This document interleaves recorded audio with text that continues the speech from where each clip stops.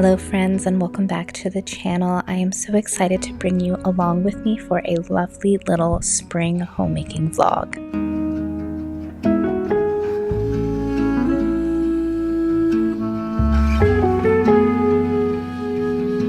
We have now been in our new home for a little over 6 months, and I am now just 6 months pregnant with our second child. If you missed that news, don't worry, I've been kind of slacking announcing things over here on YouTube.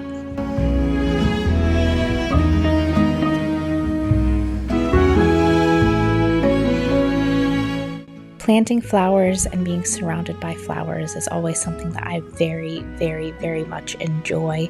I loved our old home. We had knockout roses and hydrangeas in the front of our old house. I don't know if you guys remember. I'm sure you do. And now that we are in a brand new house, we have to do landscaping all over again.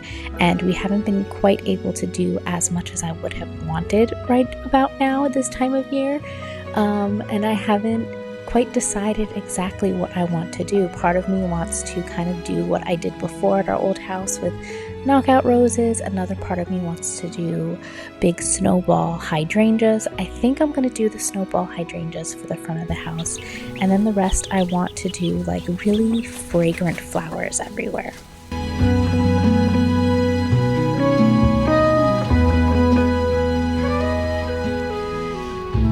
So tomorrow is my in-laws' 33rd wedding anniversary, and I thought I'd go ahead and make them some mini cheesecakes as like a little anniversary present, as well as get my mother-in-law a lovely bouquet of flowers. And I saw this magazine spread, which is from the summer edition of Victoria magazine. It's kind of something I've treated myself to since moving here. I love all the pictures in these magazines, but I saw this cheesecake here on their page, and this cheesecake, it's a large cheesecake, and it has a layer of gelatin on top with the strawberries looking like roses immersed in the gelatin. So I'm not going to do that, but I am going to make like mini cheesecakes. And then I bought a mandolin so that I can thinly slice some strawberries so that we can get kind of that rose petal type feel. So let's see how this goes.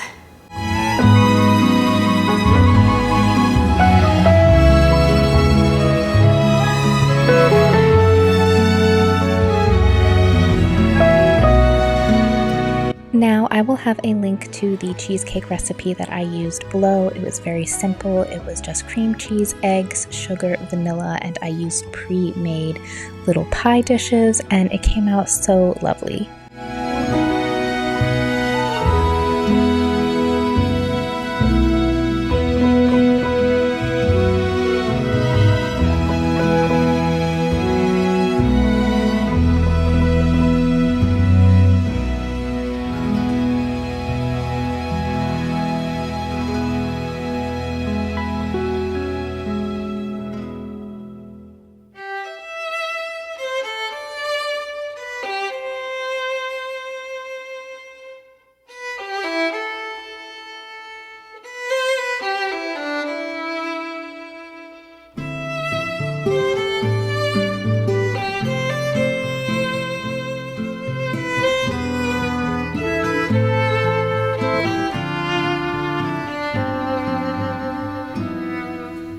Now, in case you are wondering, we are having a little girl come the end of summer. I am so excited. We're going to have Gabriel, our eldest, who is a boy, obviously, and then we're going to have a little girl, and I feel like our family is going to be very well rounded out, and I am so excited to welcome another little one this coming summer and, you know, do things a little bit differently than I did before with Gabriel, because I learned a lot the first time around, and I am excited to learn, to take what I learned and, you know, improve upon it.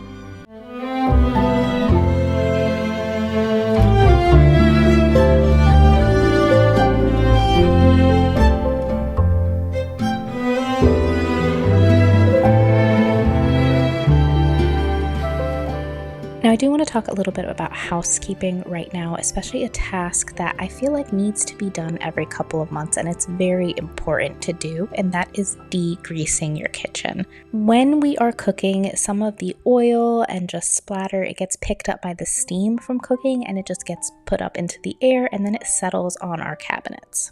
This grease in turn can attract dust to it, and dust is mostly made up of dead bugs as well as dead skin, and that can cause foul odors to kind of linger in our homes. So it is very important to degrease your kitchen every couple of months. And I just like to do that with some hot water from the sink, some rags, and some Fabuloso. I find that that just works perfectly, but then again, my kitchen is brand spanking new. If you have more grease buildup than you might have anticipated, you might need to use something a little bit stronger. There is a product at Home Depot or Lowe's called Zep, and they have a nice, decent degreaser to work from the top down, working the tops of your cabinets, down underneath the cabinets, backsplash, and countertops. You can find my full quarterly cleaning schedule in my book, You Don't Need That Much. It is now available in paperback on Amazon.com.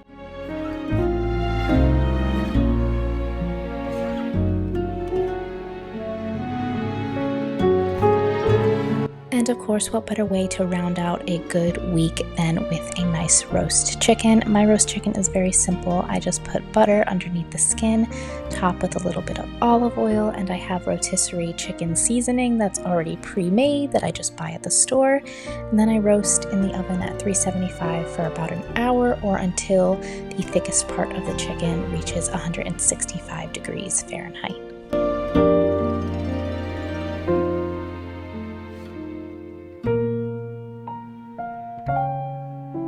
Well, my friends, thank you so much for joining me for this week's vlog. Please don't forget to like and subscribe, leave me a comment down below, and I will see you guys next time.